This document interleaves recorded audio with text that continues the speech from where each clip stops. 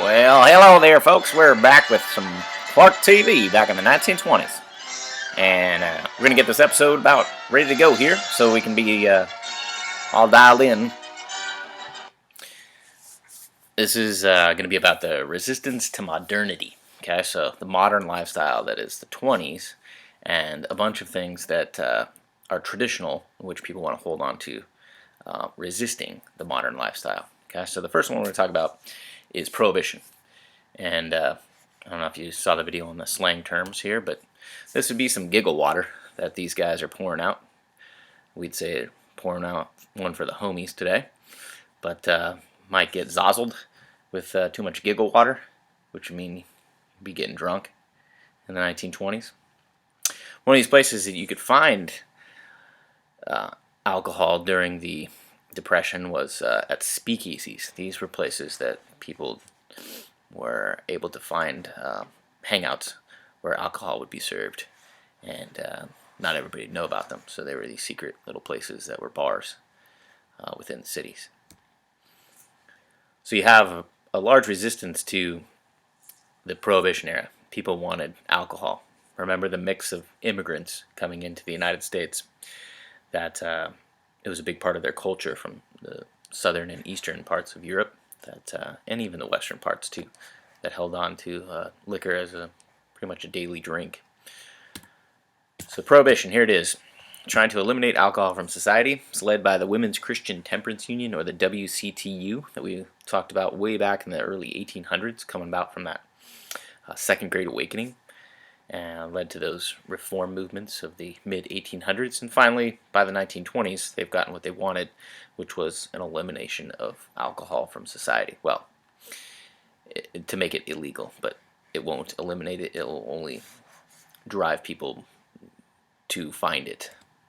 So World War I helps within this. The German breweries, everything bad about Germany was being promoted by the CPI, federal government's propaganda machine, and saying that the wheat was needed for food, not for beer. So it leads towards the 18th Amendment. When you're 18, you can't drink. When you're 21, you can't. So 18th is the amendment that says alcohol is illegal, and then 21 repeals it and says you can drink. There it is again. With the 18th Amendment comes along the enforcement of the 18th Amendment, which is known as the Volstead Act.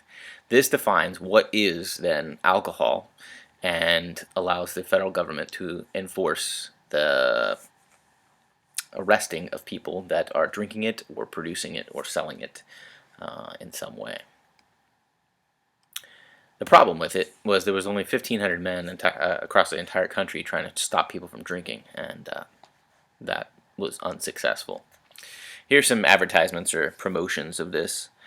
So saving the women and the children, right, by eliminating alcohol from society. I think we've seen this one before. The women of the Women's Christian Temperance Union try to get alcohol and prohibition started. Alright, so what does it lead to? It leads to a huge black market and a bunch of organized crime. Bootlegging is what they refer to it as, underground selling and distribution and creation of alcohol.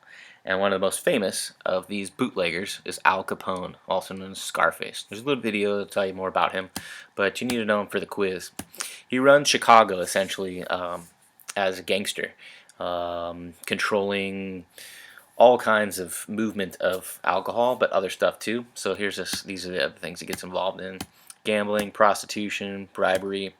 So those police officers, those politicians, those people of power, Capone often had them in his grasps with all kinds of bribes and threats and different things like that. Eventually they catch him on tax evasion. That's how he gets caught and thrown in jail. There's more on the video on this in the St. Valentine's Day Massacre. You can see that. I'm just going to skip over this for now, but remember him for your quiz and check out that video. I'll put it in the put a link in the Google Classroom. These two guys were in charge of the Federal Bureau of finding the illegal use of alcohol and made famous arrests at some of these speakeasies, but they couldn't stop it. So it was only just a minor small percentage in which they stopped as far as alcohol running across different cities and states. All right, so another thing that leads towards this resistance of modern life is this idea of nativism. After World War I, you had the Red Scare with A. Mitchell Palmer, the Attorney General, looking for radicals, looking for communists, looking for people that would undermine capitalism and democracy in the United States, and the deportation of them. So that becomes a social issue that is attached to this resistance of modern life, right? You don't want things to change, okay? So nativism says like native-born people should have priority, or should have like that should be the way, that should be the culture for the United States. So you have this divide amongst European descendants. You have those that are Northern and Western Europeans, that's the nativist kind of viewpoint of culture, versus the Southern and Eastern, which might be Jewish or Catholic, and darker skin, and might have less. They don't speak English. They don't. They're not a part of this established American culture, so they're unwilling to assimilate, or at least perceived that way. And they're also believed to be genetically inferior. Okay, so again, remember this is the time of eugenics, right? And looking at what's the way to create a better society, and allowing those to reproduce and that have desired traits, and those that don't, to be eliminated through undesired traits. What does this lead to? Politically, it leads towards immigration laws. There's a couple of them that you need to know. The Immigration Act of 1921 is the first one. It sets a maximum number of people that can come into the United States, 357,000. And then it limits annual immigration from each European country to 3% of the natives counted in the 1910 census. What does this mean? Again, you're going back to 1910. Okay, so the 1910 census says, look, this is where most people are coming from that lived in the United States in 1910. So it'd be fewer Southern and Eastern Europeans. Therefore, it restricts those coming from those areas and favors the people coming from Northern and Western Europe. You should remember that part for your quiz. Then in 1924, it extends that same kind of concept with the Reed-Johnson Act, revises the quota to 2% of natives, and it goes all the way back to 1890. So again, you're going to have less Southern and Eastern Europeans in 1890 census in the United States. So you're going to be able to limit those of that maximum amount of number coming in and where they can come from. So you're going to be restricting the Southern and Eastern Europeans and favoring the Northern and Western European immigrants. This all forbade Japanese immigrants, and doesn't apply to Latin American countries. So when you read the Mexican American documents, it'll talk about more of the migration of the Mexican Americans. So we're going to kind of gloss over that for now. This is a political cartoon that you might see again, possibly on your test.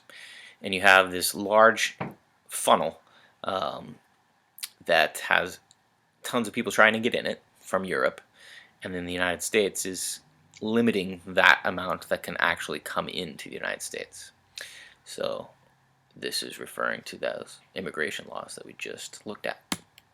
All right, then you have two important people that represent these immigrants in a trial named Sacco and Vanzetti. Again, there's going to be a video on this, and you can check this out, so I'm not going to go into the great details that the video will. But they're known anarchists, and they're immigrants from Italy, so Southern Europe. They were convicted of robbery and murder. This is their actual photo, and that's the drawing of this photo during their trial. So here's what the trial essentially is. They're accused of robbery and murder. They get executed by the electric chair after several trials, 3 trials over 7 years. A bunch of new evidence came in, evidence was thrown out.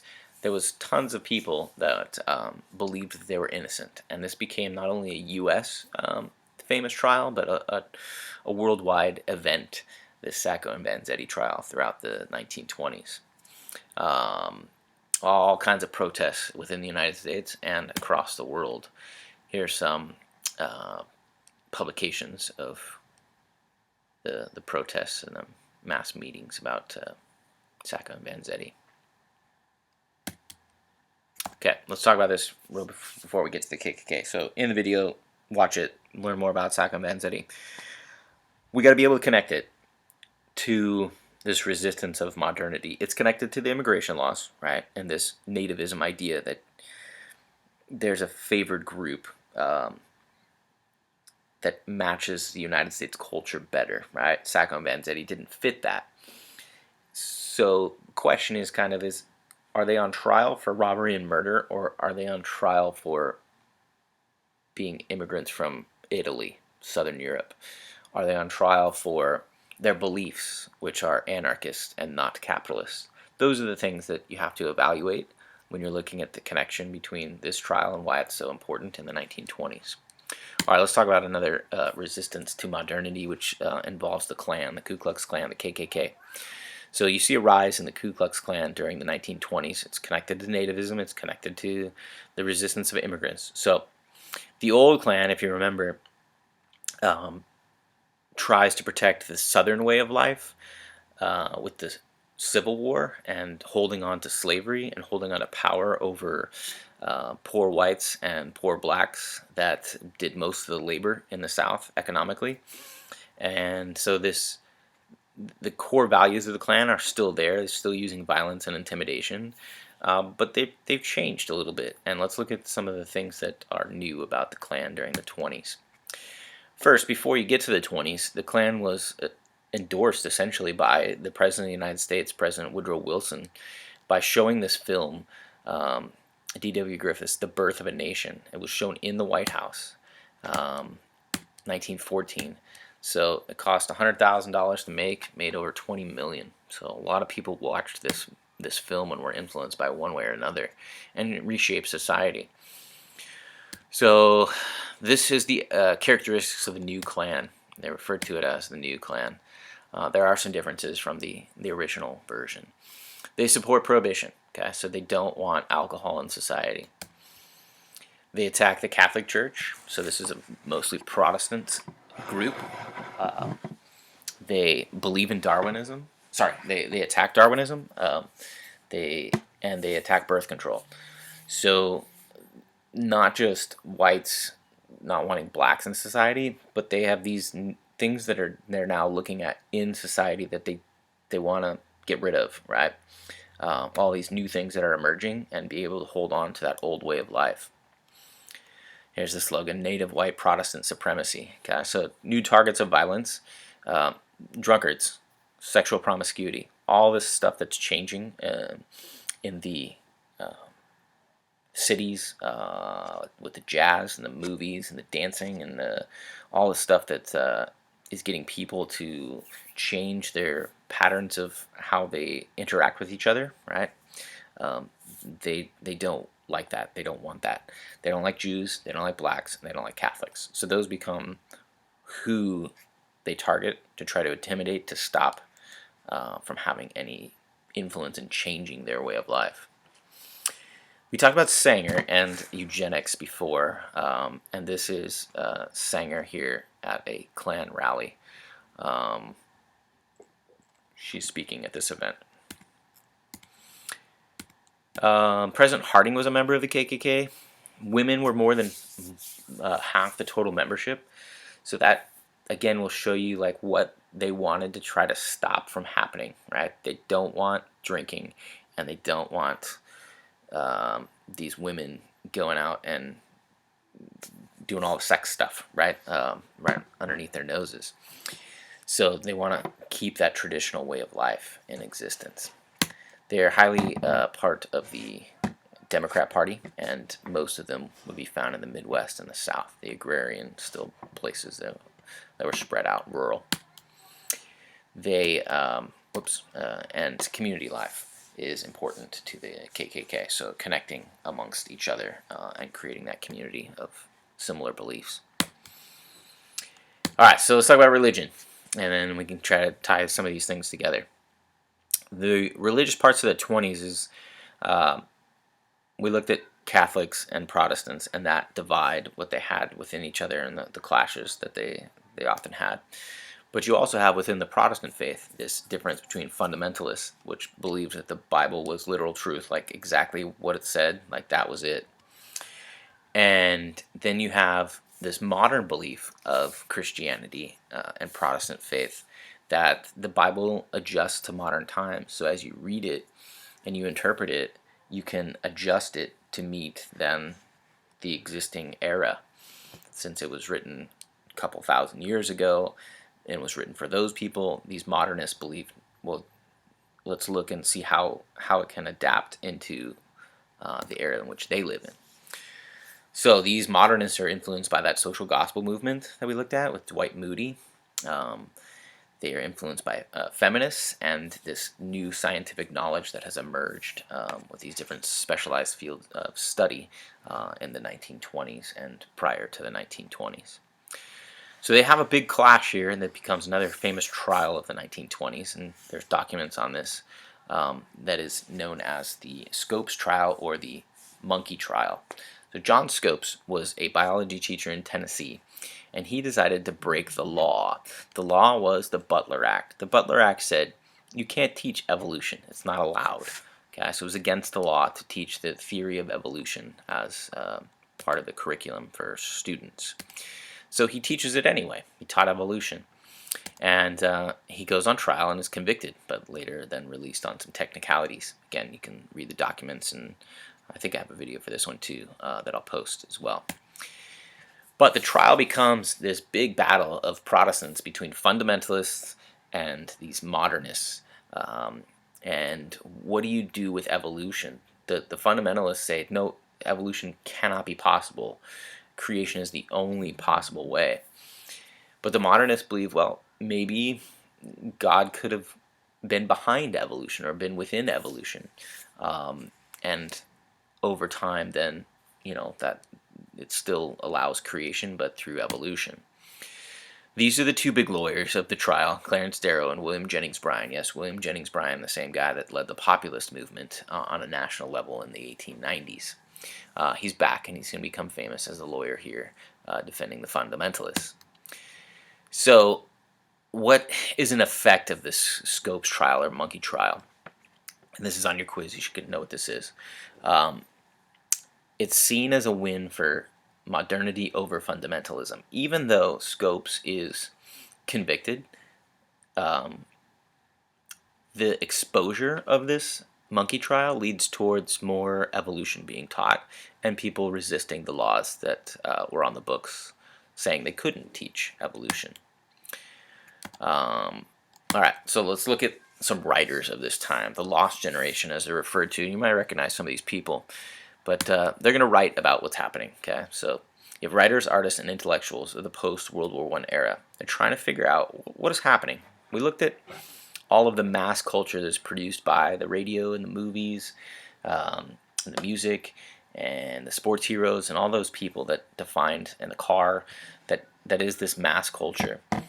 And they wonder about it. They're like, why? What is all of this stuff? So they develop this sense of alienation and disillusionment. They don't understand why these things are happening and why people are so attracted to them.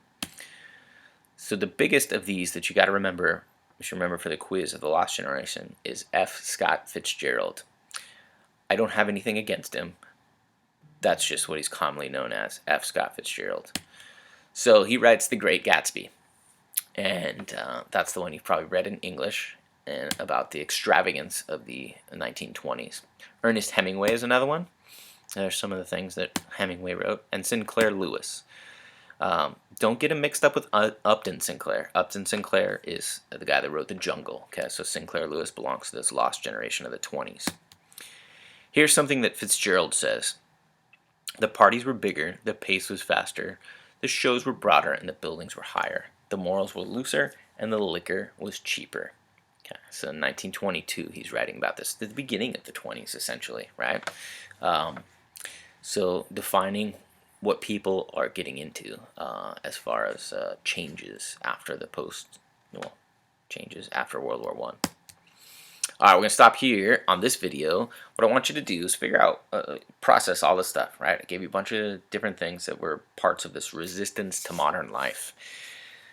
What are the criticisms that they find within the mass culture or others, and then the resistance to this modern life of the 20s? These people trying to hold on to traditional life. All right, see you next time on the 20s. We're going to get into politics next.